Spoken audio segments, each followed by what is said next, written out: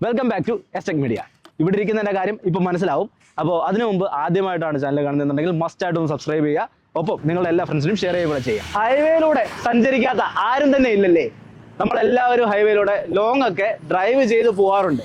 അപ്പോൾ ഈ ഡ്രൈവ് ചെയ്ത് പോകുന്നതിനിടയ്ക്ക് എത്ര തവണ നമ്മൾ ടോളിലൂടെ പാസ് ചെയ്യും? ചിലപ്പോൾ 10, ചിലപ്പോൾ 20. പക്ഷെ ഒരു വർഷം നമ്മൾ എത്ര രൂപ ഇതിനു വേണ്ടി ചിലവാക്കേണ്ടി വരും? അപ്പോൾ ഈ ചിലവാക്കുന്ന തുകയൊക്കെ നമുക്ക് നഷ്ടമാണ്. National highway authority of India, അതായത് NHAI, നമുക്ക് വേണ്ടിയിട്ട് ആനുവൽ ടോൾ പാസ് ഇറക്കിയിട്ടുണ്ട്.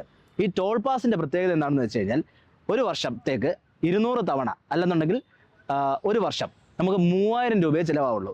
ഈ പറഞ്ഞത് NHAIയുടെ, അതായത് നാഷണൽ ഹൈവേ അതോറിറ്റിയുടെ കീഴിൽ വരുന്ന ടോളുകൾക്ക് മാത്രമേ ബാധകമായിട്ടുള്ളൂ. സംസ്ഥാന സർക്കാരിൻ്റെ കീഴിലുള്ള ടോളുകൾക്ക് ഈ കാര്യങ്ങൾ, അതായത് ഇത് വാലിഡായിട്ട് വരില്ല. അപ്പോൾ നിങ്ങൾ ഏറ്റവും കുറഞ്ഞ ഒരു 10-500 രൂപ അഡീഷണൽ നിങ്ങളുടെ ഫാസ്ടാഗിൽ സേവ് ചെയ്ത് വെക്കേണ്ടി വരും.